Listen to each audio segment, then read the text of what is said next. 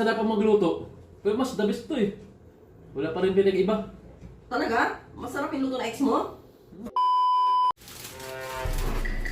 Eh, Oh, dumating ka na kanina ka kayong naantay eh. Walang ulam eh. tara kain tayo.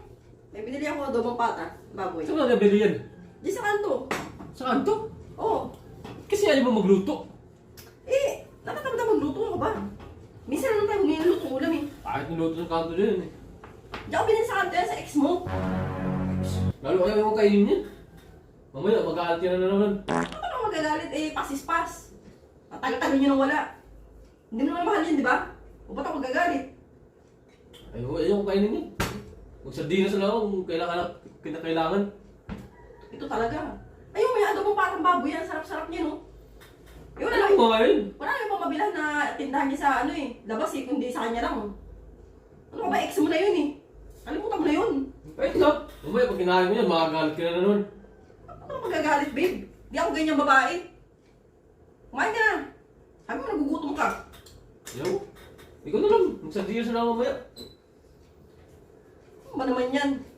Inaantay mo na nga ako, tapos ayun na yung ulam, ayaw pa kumain. Kainin naman ako yan. Mamaya, ano ko na nun, makagalit ka na naman. Hindi na ako magselos sa ganyan kasi matagal na kayo. Oh, sure ka? Hindi ka ano? Oo naman. Mamaya, Wala na sa akin yan eh. Oo, kumain ka na. Talagang doon mo binili dito? Oo, doon nga. Siya ka yung tindera doon sa kanto eh. Yung ex mo eh. Nakakulay ko lang damit. Gusto ko tingnan mo doon.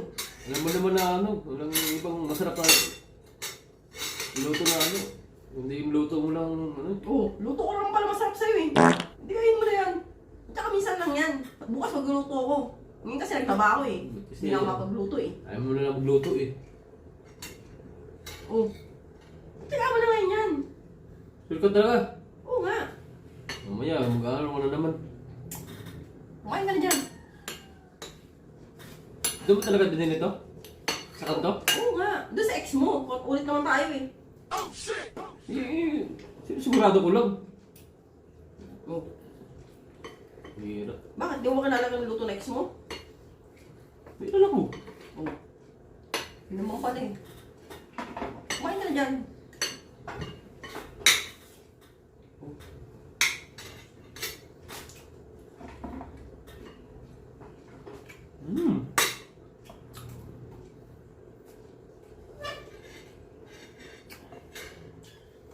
Alam mo, masarap ang magluto.